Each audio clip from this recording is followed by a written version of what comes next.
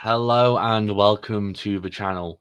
This is just a short video to go over what we know so far about Google expanding AI overviews into 6 new countries, as well as changing kind of how they're rolled out.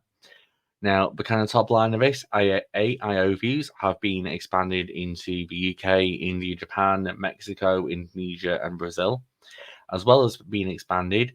Sources are now appearing on the right and are slightly more prominent, and how the actual AI overview forms feels a bit more seamless. They also say they've got better at returning slightly better results.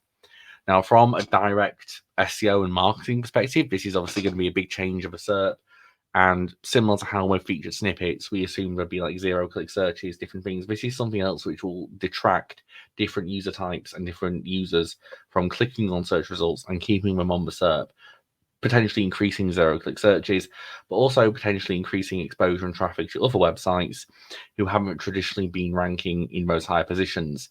Using third-party tools and playing around with Google Lab data over the past sort of 6 months, we've experienced and witnessed pages not even ranking on the first page being included as a source. So ranking those top 3 positions isn't always a guarantee to be in the AI overview, but this just adds another challenge and another visibility element for us to have to deal with.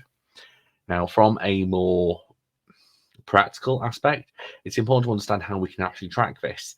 So it has been confirmed with updates to Google documentation today that the data from AI overviews will be bundled into the search reports, the existing search report within Search Console.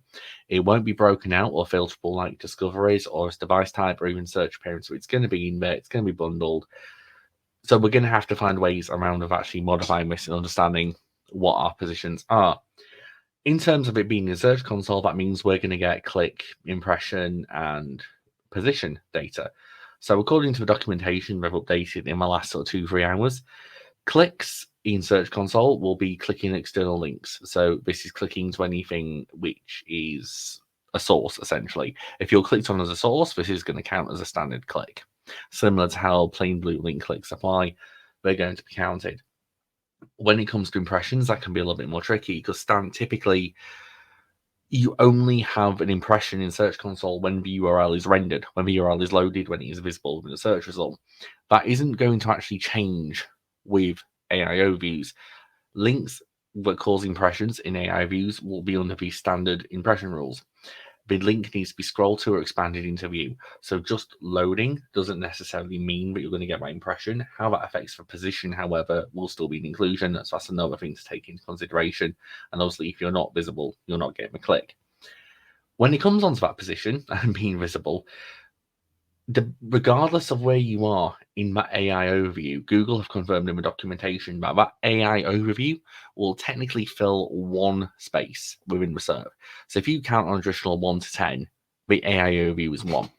Regardless of what your actual position within that AI overview is, you'll be tracked as first. So you could be 6th or 7th potentially and not visible, not getting impression, not rendered. You're first. This is going to change how we have to report on certain data, potentially how we look at a broader scale of rankings as a success and how we actually start looking at it more holistically in terms of traffic and value coming from it. But ultimately, as well, from my perspective, and something I've been talking about at a few conferences earlier this year, is how we actually look at how disruptive AI overviews and other AI technology can be to our different user types.